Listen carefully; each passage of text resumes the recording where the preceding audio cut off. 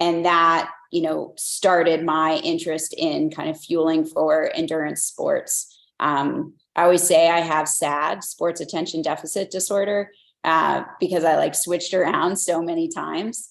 But I think running and just being out in the mountains will always be my baseline and always be something that I need to do. More recently, I've, in the last 6-7 years, I, found jujitsu, and that's a huge passion for me. That's my thing, I'd say. But I still run and I still climb, and, I get on my bike every so often. And those will always be things that I enjoy doing as well. Yeah, that's quite a spectrum when we think about it from a sort of training perspective, or like an energy system perspective, from an endurance event like running, triathlon, and just generally being in the mountains, all the way through to jujitsu. And that obviously is a very different energy system, very different sort of time frame. So talk to us a little bit about, for people who aren't familiar with grappling and combat sports, what are some of the, what sort of that experience? How long do those matches last? How long is the effort interval? Sure. So it's definitely high intensity. Try to make it as low intensity as possible by being efficient, but it's one of those spaces where you see, this combination of strength and dynamic movements and just kind of whole body positioning that involves a lot of body tension. It shares it parallels climbing in that way. But it definitely, heart rate is elevated. There's a lot going on there. And so you're really using carbohydrates and even like the creatine phosphagen system to really fuel efforts in that space. Matches, depending on what belt level you are, and depending on if you're training in a gym or doing competitions, can go anywhere from 5 to 10 minutes. Professionals sometimes have submission only, no time limit matches. And in cases like that, I've seen, matches go up to 45 minutes plus, which is insane. But, really different fueling systems and really specific, therefore really specific macronutrients you would use to fuel that. Very little input from things like fat, where you primarily use aerobic metabolism, much more fueled anaerobically, where carbohydrates become much more important. Well, that's a really good segue into starting to talk about nutrition and fueling. And what I think is great about this conversation is that because you have that spectrum, athletes who are listening in can sort of put their sports and their passions on that continuum, or on that spectrum, somewhere between events that might last 6, 8 hours, maybe 24 hours and beyond, of single push type of mountain endurance events, through to things that are much more explosive and snappy, that involve much higher intensities, but are much shorter in duration. So just sort of in an umbrella sense, give us a little bit of your perspective on what type of principles you're applying to think about nutrition across that spectrum, and how you modify nutritional sort of protocols and responses to an endurance event versus a short explosive event.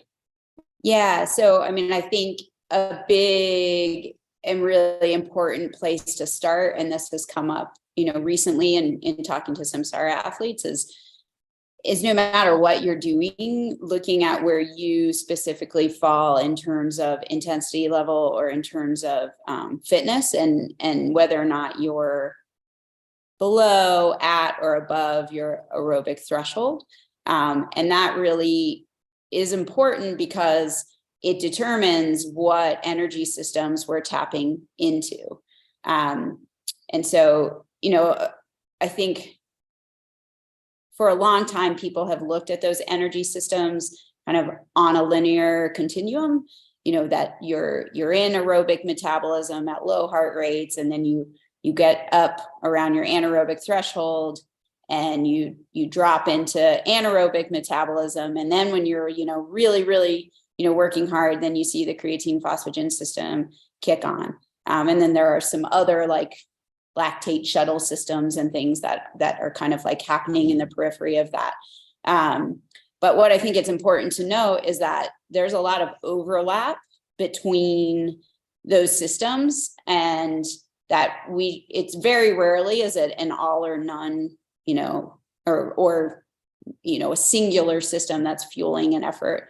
And so, the lower heart rate and the lower effort level we see, we tend to predominantly use aerobic metabolism because we're able to take in enough oxygen that's processed aerobically to satisfy all that energetic demand.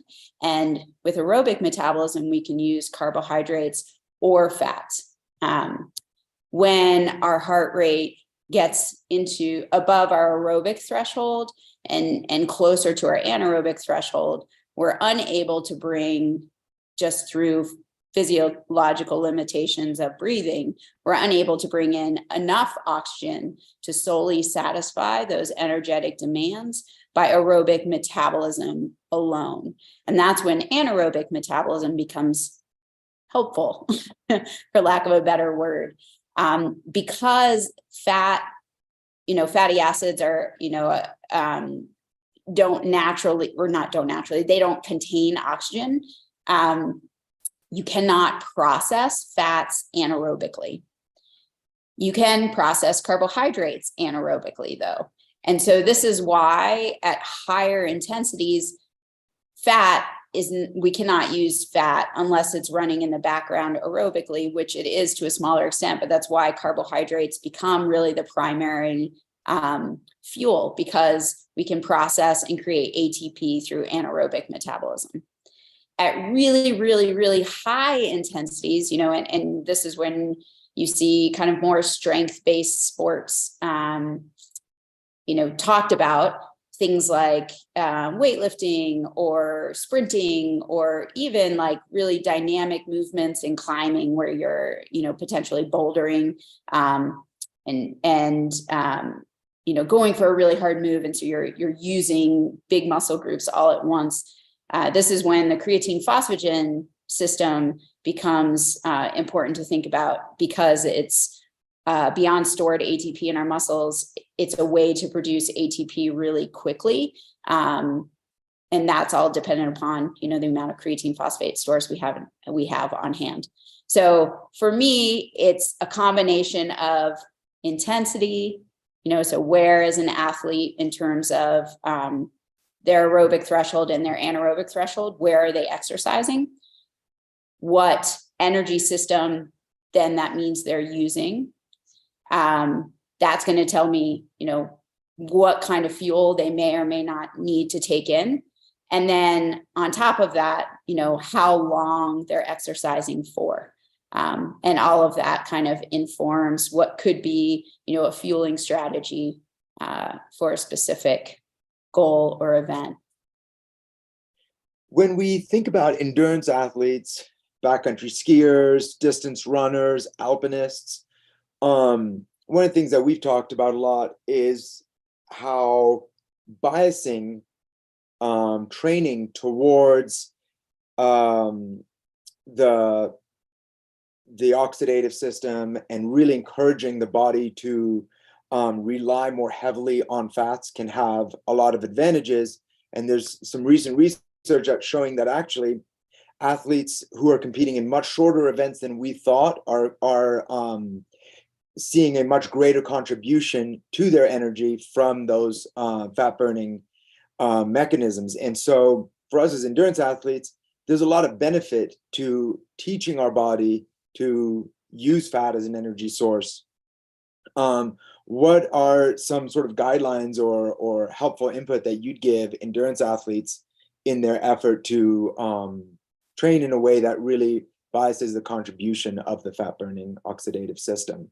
Sure. So I think for the most part, we all train way too fast. And I am like fully guilty of this as well. I've known for a long time the importance of LSD training, which is long, slow distance training, not the other kind of LSD. And I've known about it. I know the importance of it. I know that it helps with cardiovascular efficiency and helps with fat adaptation, but just kind of go out and run, right? And so I think having the intention and realizing the benefit that it can have to devote that time and be disciplined to doing that running is key. So, first step is finding out where your aerobic threshold is, which, Z know better than anyone. You can do with the math equation, which is 180 minus your age. It's a quick and dirty way, may not be the most accurate. You can do the nasal breathing. So, go out and run for 20, 30 minutes and only breathe through your nose, and watch your heart rate. But getting an idea of where that aerobic threshold is, and then being extremely disciplined when you go out and do long, slow distance runs. I think it's important to note that, like, just being an endurance athlete, like, regardless of whether you do long, slow distance runs, doing endurance athletics, you're going to start to see adaptations to burning fat as fuel, because you are simply participating on a regular basis in long training. Long, slow distance specifically is going to enhance that adaptation, because you're burning fat by being below your aerobic threshold. Your body is using primarily fat as fuel, so it's turning on the metabolic machinery. There's research showing that endurance athletes have higher levels of what are called intramuscular triglycerides, which are fat that's actually stored in our muscle, close proximity to the mitochondria, that are used for energy. So that's one of these adaptations we start seeing. Plus, if you're exercising below your aerobic threshold and you're doing it consistently throughout, like, a base building phase, you're building cardiovascular efficiency at that energetic output level, which means that you're slowly going, let's say your aerobic threshold is like 130 beats a minute, right? You're slowly going to start getting faster at that energetic output, which means that as you get faster, you're going to still be burning fat at that higher speed. So as we build cardiovascular efficiency, we're able to run faster and still be able to burn fat, because we're still below our aerobic threshold set point. Does that make sense? So I think by participating in endurance activities, you start becoming fat adapted. By participating in long, slow distance training, you're enhancing that adaptation. Fasted training, what research has shown, is extra enhancement on top of just that LSD training.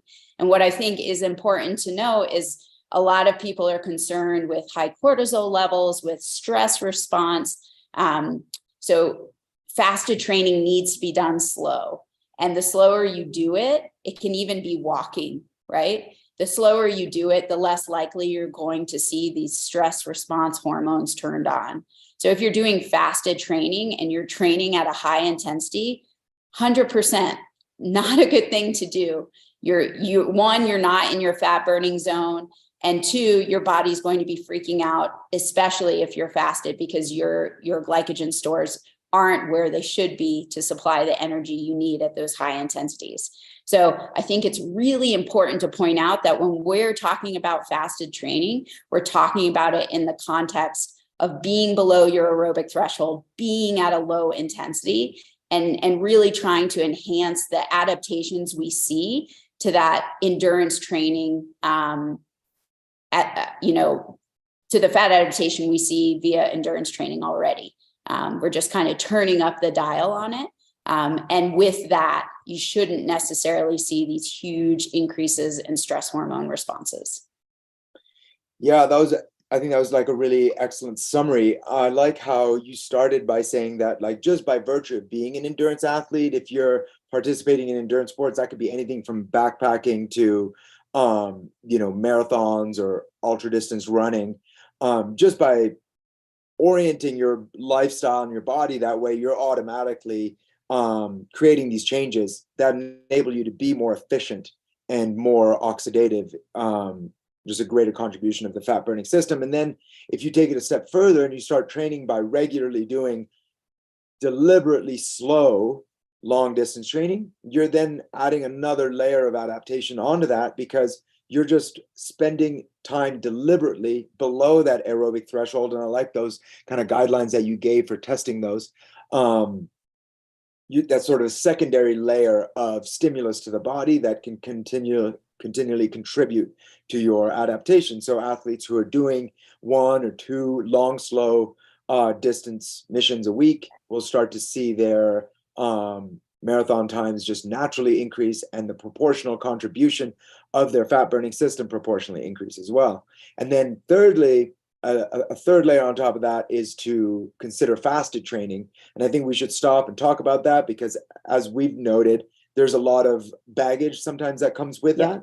But that's, I like really couching that in those terms of it's not just an idea that's out there. It's sort of in sequence of, participating in endurance sports, doing long, slow distance training, and then, hey, guess what? Here's another additional layer that you can add to your training that can further stimulate these changes that'll contribute to you feeling great in the mountains. A lot of the times when we're talking about endurance outcomes, we want to measure those in terms of time, distance, vertical, and those are certainly useful measures. But one of the things that I think you notice as you really mature in your long, slow distance training and really endurance training in general is that at that hour 2 mark, at that hour 3 and 6 mark, one of the things you notice is you just feel better. You don't have those,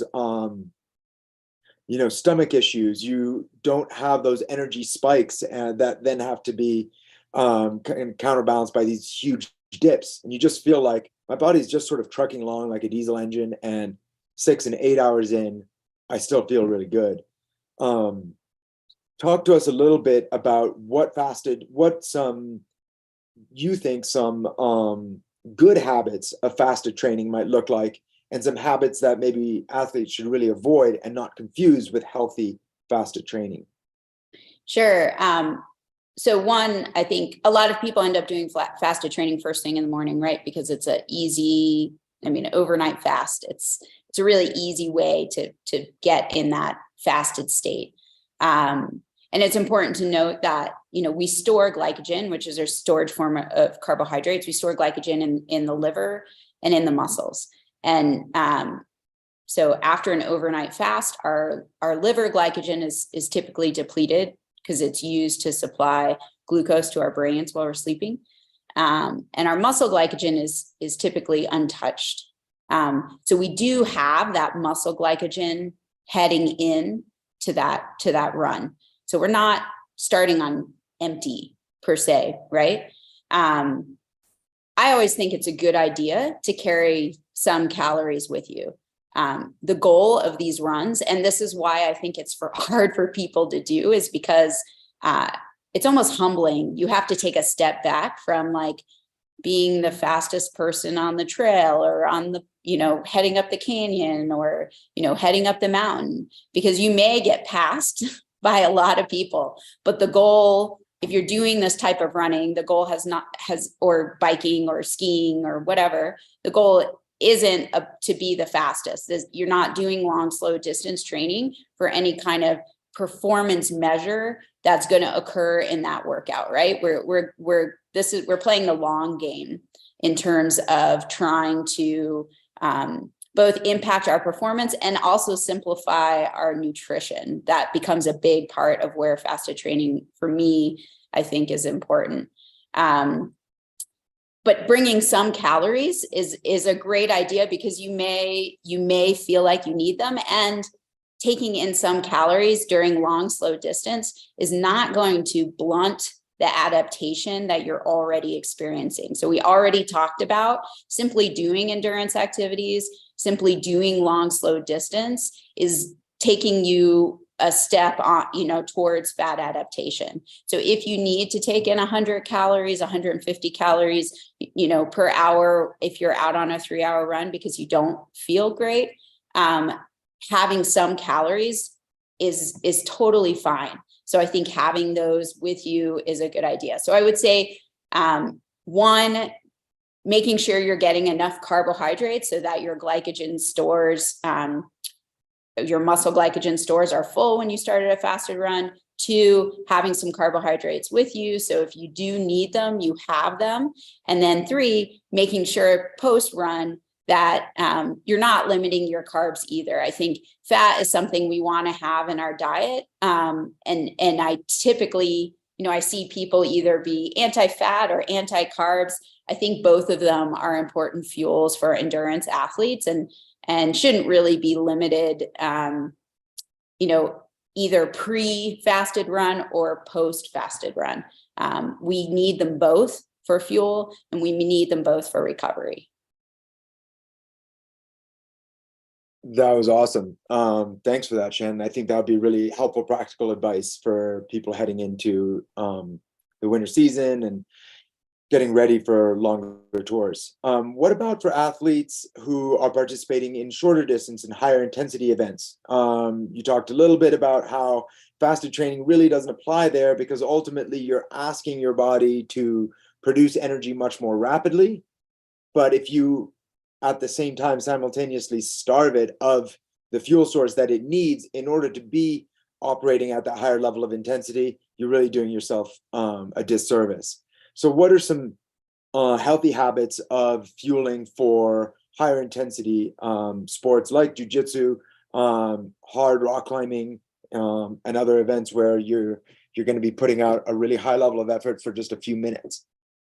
Yeah. So 1, consider creatine supplementation, which we can talk about a little bit later. I'm a big fan of creatine. 2, I would say, make sure in your general diet, like once again, you're not limiting, those foods. I think that as long as you're getting a good amount of carbohydrates consistently throughout the day, and those don't necessarily have to be high glycemic carbs or anything like that. They could be carbohydrates from vegetables and like starches like, brown rice or potatoes, things like that, just other healthy, nutritionally dense carbs, making sure they're in your diet so that your glycogen stores are full when you need them. And then secondarily, if you're really going for performance measures, consider supplementing with high glycemic carbs right beforehand. So having your blood glucose levels high as you're entering into, a PR attempt or, a max lift attempt or something of those of that nature is never a bad idea. If you're just going to do a high intensity workout and you're not trying to PR or anything like that, that might not be necessary as long as you haven't limited carbs up to that training. But I think if you're really trying to, hit a personal record or hit a goal, then getting maybe 25 grams or 100 calories of quickly digestible carbohydrates in your system ahead of that attempt is a good idea. And then, of course, making sure that you're hydrated and warmed up are also really important, not just for performance, but also making sure that, you're not going to be injured in the process of that attempt. You mentioned one of your favorite topics, creatine. So talk to us a little bit about creatine and some guidelines around thinking about the use of creatine for athletes who are operating across that spectrum from endurance all the way through to these more explosive sports. Yeah, I love that you said that because I do think that creatine can be beneficial no matter what category you fall into, or if you're like us, we like all the categories. So, traditionally creatine's thought of kind of as a strength-based, or the benefit is thought of as strength-based. And that makes a lot of sense. But I think as more and more research comes out, we find out that it can be helpful for injury prevention. It can be helpful for hyperhydration for endurance sports.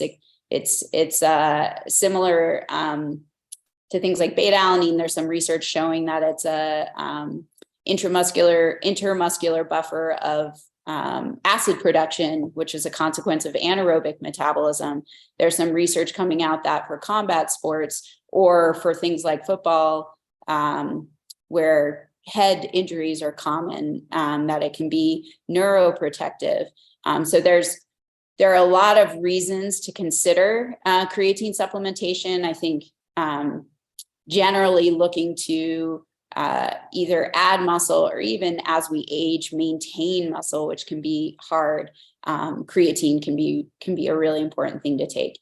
And it's really cool because it's a pretty simple mechanism that, you know, our bodies are already taking advantage of. Where supplementation comes in is that we're not taking advantage of it as much as we possibly could. So the typical individual that consumes an omnivorous diet, so, you know, eats meat, you know, has about, let's say, you know, on a scale, you know, 100% has about 60% full creatine stores in their muscles. And creatine is stored as creatine phosphate, which it's just the creatine molecule with a little phosphate molecule attached. And so really when we supplement with creatine, we're looking to take those stores from 60% to 100%. Of course, if you're vegan or vegetarian, you're even farther below, and I'm not sure what the percentage is, but you're lower than that 60%. I feel like I want to say 40%, but I might just be making that up. And so you could benefit even more because supplementation is going to have a greater impact on where, you know, you fall in that spectrum. And what the mechanism for, you know, creatine helping with ATP, fast ATP production, is that essentially the creatine phosphate molecule lends that phosphate to adenosine diphosphate, which is an adenosine with 2 phosphate molecules, to make adenosine triphosphate, which is the adenosine with 3 phosphate molecules, which is the main energy currency of our body. And all of those phosphate molecules are really highly energetic chemical bonds. And so when they're broken, that's where we get, you know, the energy release. And that system is cyclical, so it can recycle and we can continue to benefit from it, even after, you know, we've used up all of that energy. So I've seen before that omnivore that has about 60% creatine phosphate stores can typically generate ATP from those stores for about 5 to 8 seconds. And that's where kind of the benefit for really dynamic, powerful movement, you know, comes. And then if that omnivore were to supplement and take those stores up to 100%, that goes from 5 to 8 seconds to 8 to 12 seconds. And most research reports that, you know, in all of these measures, so whether it's, you know, lifting you know, maximum amount of weight for a specific lift, so max deadlift or, you know, max bench press, or even if we're looking at like the same amount of weight, but we're looking at max number of reps, or if we're looking at sprint performance. So all of these measures of like this powerful short effort, we see anywhere from a 15 to 20% increase in performance. So, you know, your deadlift's 300 pounds. I'd love, you know, to jump it up to 360, like that's a significant increase. And what's interesting to me is that that strength, functional strength that we're building stays with you, right? It's not dependent upon the creatine use per se. You are going to get stronger in a way that speaks to the movement that you're, you know, executing. So you're getting stronger from being able to lift more on the deadlift. You're getting stronger from being able to lift more, you know, on the bench press. You're sprinting faster. And so you're building the musculature associated with that faster sprinting. What's important to note is although that musculature that you build stays with you, if you chose to come off the creatine, what changes back is that window of energy generation. So the benefits are kind of twofold in that you're building muscle associated with your strength increase, and you're also have like a bigger window for power generation moving forward. So a lot of people will use creatine during a strength phase to build that strength, and then they'll come off of it because many people in these sports are worried about power to weight ratio, and creatine, similar to glycogen, is stored with water. So you can put on a little bit of water weight. And so they'll come off of it when they're trying to, you know, send a climb or attempt, a max lift or something like that, less in weightlifting, more in climbing, to lose that water weight, but, obviously still have that strength. So you're impacting that ratio, both in terms of the numerator and the denominator. So it's almost doubly beneficial. But when you come off of the creatine, you also lose that increased power generation. And so that's something to be, mindful of. And I've worked with athletes that both choose to only use it during, strength phases. And I've worked with athletes that find that increased power generation so beneficial that it outweighs any, minor water weight they might put on, and they choose to stay on it. Excellent. Really helpful. What are some, obviously, I'm not sure if we mentioned this earlier, but you're the head nutritionist at Gnarly. Do you want to tell us a little bit about Gnarly for those that aren't familiar? And then I'd love to just open the floor to like other supplements that you think have particular value for high performance athletes, especially as we're thinking about endurance athletes. Sure. So Gnarly Nutrition, we're a sports nutrition company. We really believe in science-backed products that are, transparent and forthcoming about both the benefit they can have and the ingredients in the product. So all of our products are NSF content certified, which means that they're all tested for label claims. So when you turn over a supplement, and it says 5 grams of creatine, we actually test to make sure that there are 5 grams of creatine per serving. Also tested for contaminants like microbes, heavy metals, and pesticides. And then a number of our products, I would love to at some point be able to say all of our products are NSF or sports certified, but it's pretty costly to do that level of testing on everything. But at least one flavor of all of our major products, and in some cases, both flavors are NSF or sport certified, which means that every single lot of that product that's produced is tested for over 300 substances that are on the World Anti-Doping Agency banned substances list.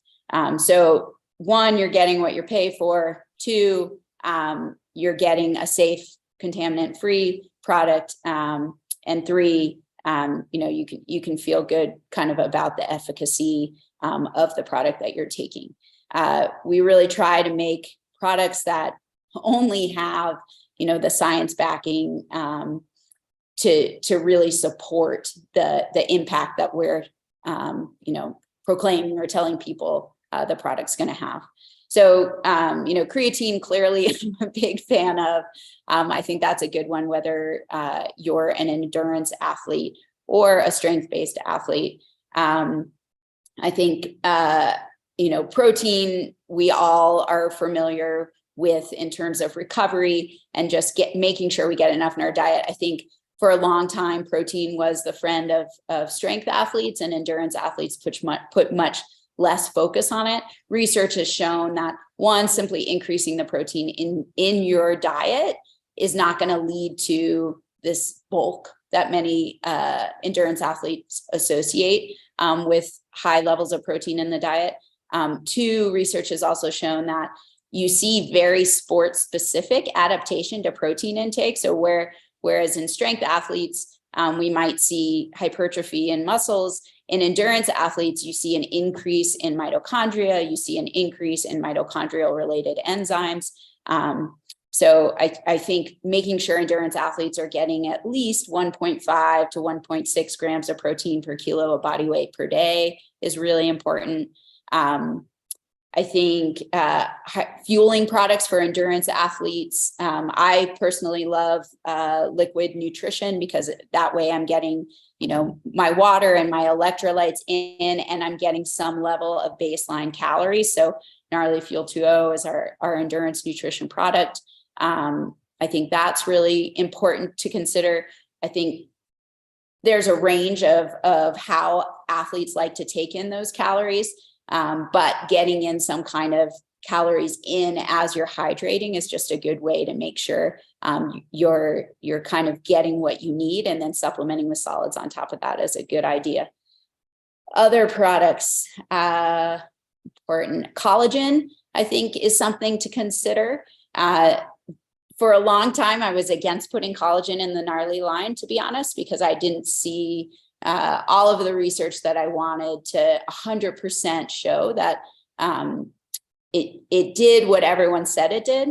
But slowly research is coming out. So there's really good research in biomechanical models showing that collagen supplementation can help enhance collagen synthesis. Inferred from that is that if we, as we're aging and we see declines in natural collagen production, that supplementing with collagen will help with that, and that it would also potentially help with injury recovery. I think things like that are harder to test in kind of scientific, studies. But one of the places where I see pretty convincing research with collagen is that if you give collagen to osteoarthritic patients that have joint pain, you see a reduction in that joint pain. And if you have non-arthritic individuals that have just sport-related joint pain, collagen supplementation can also reduce that joint pain. So in terms of mechanism, you have to think that there's a connection there with potentially increasing collagen synthesis. I'm not sure exactly what it is, or if it's more related to kind of that pain signaling, but I'm pretty convinced by that research and also my own personal experience that collagen supplementation can help with that. So it's important to note that collagen is a pretty crappy protein recovery wise. So I always really try to emphasize that, one, I don't count collagen intake towards that 1.5 to 1.6 grams of protein per day or per kilo per day. And two, that taking collagen ahead of exercise as opposed to post-exercise is really important as well, because having collagen in your system an hour before exercise or rehab, giving your body a chance to break it down and into constituent amino acids or peptides, and then almost using that increased blood flow to the joints where we need it, really helps get those amino acids and peptides where we need them most. Otherwise, there's nothing really telling the collagen to go to your knee versus your hair versus your nails versus your toe joints, So if you're looking to benefit, if you're a climber and you're looking for collagen to benefit your fingers, take it an hour before you're going to hangboard. If you're a runner and you're looking for collagen to benefit your knees, take it an hour before you rehab those knees or go on a run. And then make sure you're getting a good protein high in essential amino acids and branched chain amino acids, post exercise. I'd say those are the big ones. Anything that I missed, Z, that you use? No, I think one of the things that you spoke to that's really important is that I think there's this notion in the broader world that when you take a supplement, you ingest the supplement and the supplement triggers a cascade of changes in your body. And I think when people think of it that way, they're like, well, wait a minute, why wouldn't I just get all of those nutrients from my food and the way that I eat day to day? But I think something that you spoke to really well is that actually it's not so much that the supplement creates a cascade of changes. Your body initiates a cascade of changes, and timely supplementation can enable your body to benefit from an ideal chemical environment that repairs it as quickly as possible. And I think that's why it's important to know that, like, just taking a whey protein supplement isn't going to cause hypertrophy all by itself. But if your workout is inducing of hypertrophy because you trained in a hypertrophic sort of driven type of way, then the protein is going to allow your body to repair as quick as possible. And that's something that we all want, because training does not make us stronger. Training does not make us faster. Training makes us weaker. It makes us tired. It makes us want to go to sleep. And it's all of the changes that happen during our recovery that actually contribute to a training effect, whereby we come back feeling energized, stronger. We grew some muscle. We thickened our tendons. We created denser bones, all of the cascade of changes that happen. And that supplementation is ultimately really about creating the right environment in the body so that the stimulus of training is met with the most ideal environment for recovery. And so often 100%. because protein sort of, the reason it goes to your knees and not your fingernails is because you created cellular stress in those joints. And that's the signal that your body needs to be like, hey, I know what to do with this. I know where this goes. And what's sort of your like broader philosophy around supplementation? Because one of the things that I absolutely love about Gnarly, I've gotten to know you, I've gotten to know Eli. You're both athletes. You're active. I've done trail races with Eli. I've rolled on the mats with you. You guys are very high level athletes, and athletics is such a big part of your life. But I also notice how big a part of your life food is. And I don't mean supplements. I mean the way, I was at your house this weekend and, your family cooks from scratch. And so I see that there's really a culture at Gnarly that really prioritizes eating well and living well. And that supplements aren't, they don't replace that by any means in your philosophy, but rather they contribute to that. Could you maybe speak to that? Like, what's the role of supplements, and how should athletes who, have great eating habits and eat well and cook from scratch, why would they then over and above, get a subscription to Gnarly and start ingesting protein and creatine and maybe collagen to contribute further to their gains? I'll start by saying they might not need to. I think it really depends. I think you hit the nail on the head with kind of the timing of it. And I'd say the other aspect is that despite our best intentions, we aren't always able, either because of time or lifestyle, to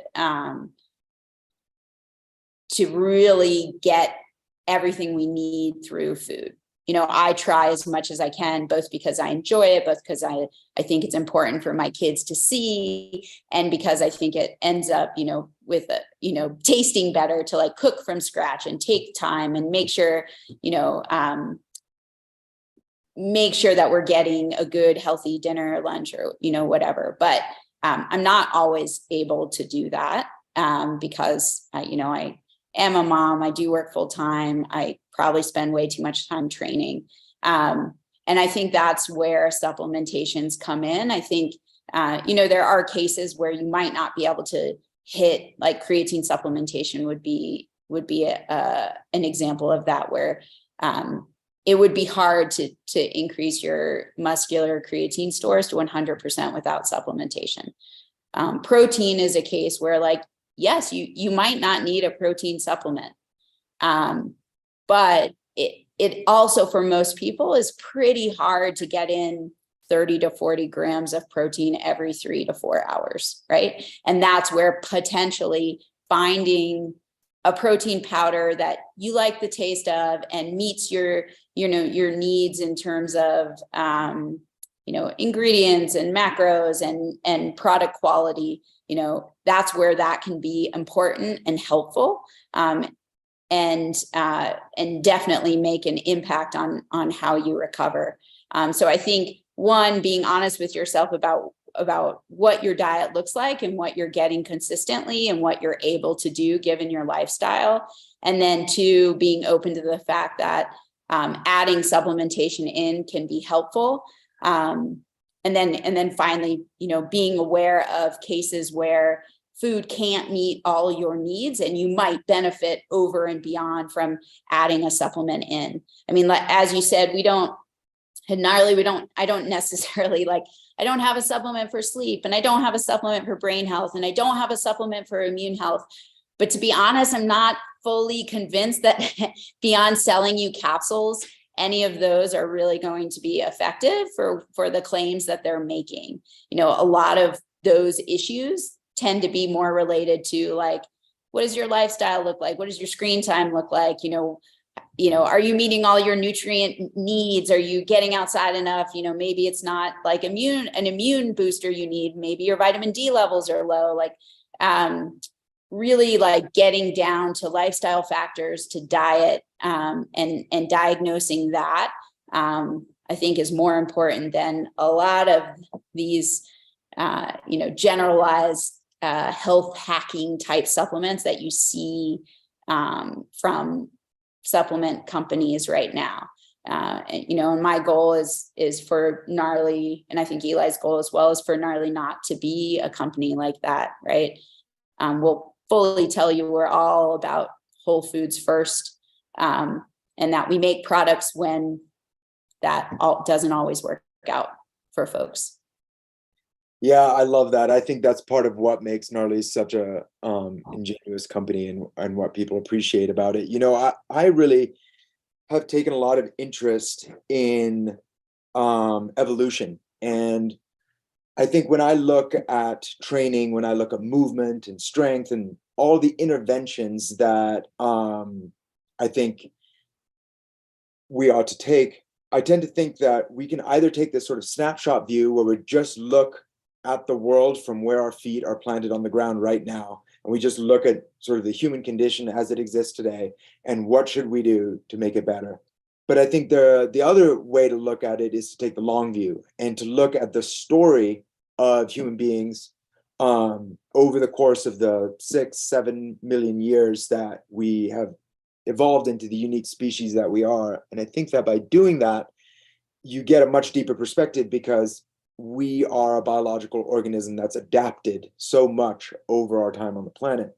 And when I take that perspective, originally, when I started thinking about supplements, I was like, well, that doesn't make any sense, because, we have always been able to sustain ourselves from what the natural world has given us through, the diet as it's evolved to what it is today.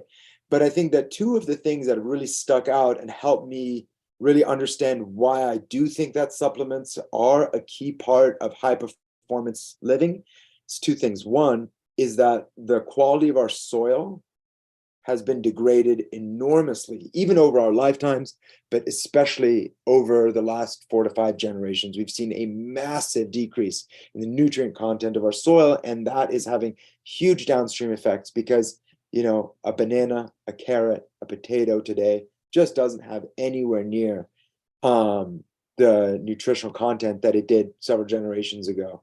So that sort of inclines me towards thinking that, okay, well, maybe that does make sense in terms of supplementation, because natural food just isn't what it used to be. And then the second thing is, I think that the way that we in the West exercise and work out is also very, very different than the way that we would have done ancestrally. So nowadays we work at computers and we travel and we drive around in cars, all of which are just incredibly sedentary behaviors. And then we interrupt those sedentary behaviors with these wildly athletic impulses that we have. We go to the gym and like stack weights and start throwing them around and jump and roll and do all the things that we do, and we take off into the mountains and we go sprinting around, and we put our skis on and we tour up to the top of these peaks. So we're living in a very unique sort of movement environment. And I think that like the intensity of our training is so much higher than it used to be, because the duration is shorter and it's slotted into these little blocks that we have in our life. From a nutritional point of view, it also makes sense to me that I'm not necessarily prepared to go from doing this or sitting on the plane or in the car to just exploding up a mountain. So those are some of the reasons, or some of the thinking that sort of come to me, that's really helped me come to terms with like, no, I really do think that supplements play an important role in my progression as an athlete. How do those sit with you? What do you think about that? Yeah, I mean, I think you're 100% right. I think vitamin D is a good example of that. Both if we look at kind of our sedentary, like inside, 9 to 5, not a lot of exposure to the sun lifestyle. And then when we do go out and we are able to get sun, right, we also want to protect our skin from damage and apply sunscreen, which I'm definitely not telling people not to apply sunscreen, but when we apply sunscreen, we're also limiting, our skin's ability to produce vitamin D. So it's both lifestyle and both environmental factors that have changed our own ability to produce vitamin D. And that's where vitamin D supplementation becomes pretty important, because also, there's vitamin D in mushrooms, but it's D2. It's not converted, as readily to the active form in our bodies. And, there is some vitamin D, I can't think of the word. It's not supplementation, fortification of, dairy products and things like that. But if you don't consume dairy, maybe you're a vegan, vegetarian, maybe you just don't consume a lot of dairy products, you may not be getting it from your diet at all. And so finding a good vitamin D supplement and not taking, this is once again, like, look at the supplement industry and you see like 5,000, 10,000, 20,000 IUs of vitamin D, when research is pretty clear that unless you are vitamin D, clinically diagnosed with vitamin D deficiency, you do not need that much, right? We need maybe 1,000 to 2,000 IUs a day, potentially closer to that upper level in the winter, because it's less likely for us to get, the sun UVB rays when when they're most available, it's most likely that we're inside. And so that's when finding a good vitamin D supplement is pretty critical, because 60 to 70% of our population is deficient in vitamin D. So I think that's a good example of like where lifestyle and environment both interact and where supplementation, makes sense. So 100%, I agree with you, Z. I mean, I think it's something to kind of look at it. We have to look at our own diet and make those assessments, and also see where, our performance needs are, or potentially what hurdles we're experiencing. And those things are really gonna tell us, what we might need to consider supplementing with or adding. But it should never, it really never has to be anything that's like totally out in left field or crazy, or I think most supplements that athletes need are things that have been on the market for a while, and really finding a brand that meets your needs in terms of taste and ingredients, and that you can trust and does third-party testing like NSF, like Gnarly has, or USP is another good one. Informed Choice is another third-party testing group. Finding products that have those certifications is pretty important. Yeah, I think you sort of speak to the fact that as an industry, supplementation is, as I understand it, is pretty unregulated. And finding a brand that you trust and that's third-party certified is really critical, because there's a lot of garbage that you could pick up in the grocery store or online. I would go back and I would just correct one thing. It's not that the supplement industry is unregulated. There are regulations. FDA supplements are regulated arguably to a higher extent than food. It's the enforcement of those regulations that where the problem becomes. And it's also, I guess, in the claims, a lot of bad players in the industry will make extraordinary, ridiculous claims. And that's the other place, where there's a major issue. But supplement manufacturing, if you're playing by the rules, the regulations are there for sure. If you're playing by the rules, yeah. The hard part is that many don't play by the rules. Well, Shannon, that concludes a really thorough hour of talking about food and nutrition and athletic performance. I think there's any number of ways we could go from here. I know that for me as a coach, a lot of the questions that I want to ask you in a follow-up are around the differences between men and women, and how we should be thinking about those differences as it pertains to topics like fasting and endurance nutrition, everyday nutrition, healthy living. So maybe that's something we can follow up on at a later time. But this was awesome. Thank you so much. This is going to be on our YouTube feed and something that people can go back to as a great educational resource. So thank you so much, Shannon. Awesome. Thanks for having me, Z. And yeah, that's one of my, favorite topics. So I'd be psyched to talk about kind of differences between males and females and how those kind of overlap with sports specific nutrition, but also everyday nutrition. Okay, we'll have to put that one on the calendar then. Okay, sweet. Take care, Shannon.